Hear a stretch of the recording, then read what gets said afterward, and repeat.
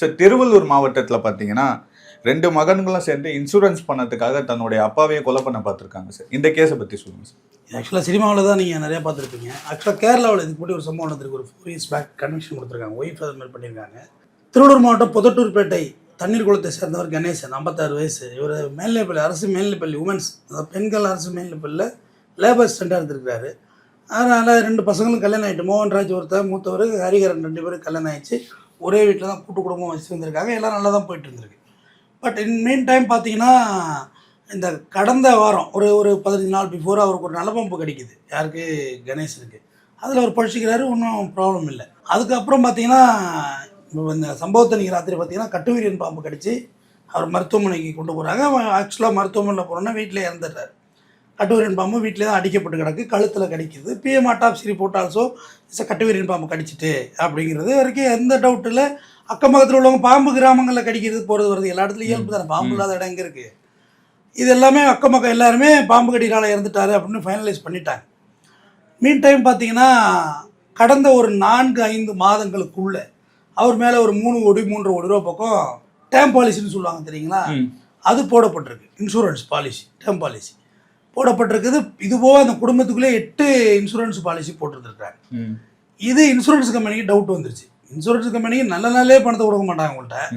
அது இதெல்லாம் டவுட் ஆகிடுவாங்க அவங்க. ஏன்னா மர்டரு, சூசைடு இதுக்கெல்லாம் பார்த்தீங்கன்னா பணம் கொடுக்க மாட்டாங்க. அது சில கம்பெனிஸ், எல்லா கம்பெனி மறைச்சிடுறாங்க, ஏன்னா பணம் வராது.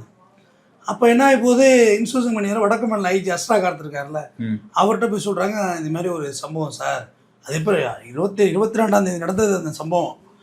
போன மாதம் முதல் மாதத்தில் 2 மாதம் ஆல்மோஸ்ட் 50 நாள் இது மேலே ஆயிடுச்சு.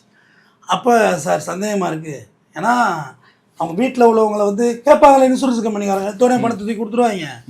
முன்னுக்கு பெண் ஒரு மாதிரி இருக்குது சார், கான்ட்ரடிக்ஷனாக இருக்குன்னொன்னே அவர் ஒரு எஸ்ஐடி ஃபார்ம் பண்ணுறாரு. யார்? திருவள்ளூர் மாவட்ட எஸ்பி விவேகானந்தன் மற்றும் ஜிஎஸ்பி ஜெயஸ்ரீ மேடம் அவங்க தலைமையில் ஒரு எஸ்ஐடி ஒன்று ஃபார்ம் பண்ணி கொஞ்சம் ரகசியமாக விசாரிங்க, இது என்னென்னு விசாரிங்கிறாங்க. இவங்களும் ரகசியமாக விசாரிச்சுட்டு இருக்காங்க. ஆக்சுவலாக இது டவுட்டே வந்திருக்காது இன்சூரன்ஸ் கம்பெனிக்கு.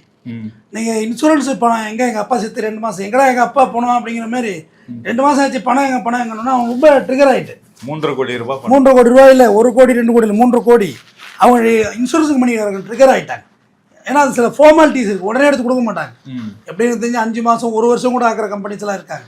ஓடக்குள்ளே அப்படி இனிச்சு போடுவாங்க, கொடுக்கக்குள்ளே அவளை லேட் பண்ணுவாங்க.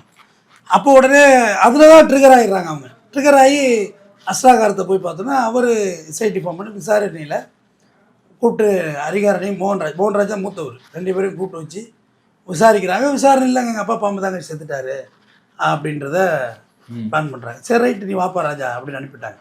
ஏன்னா எஸ்ஐடி அஸ்ராகாரத்தை அமைச்சதுட்டு கண்டிப்பாக பிடிச்சி கொடுத்தா ஒரு நேம் இல்லை அதுக்கு.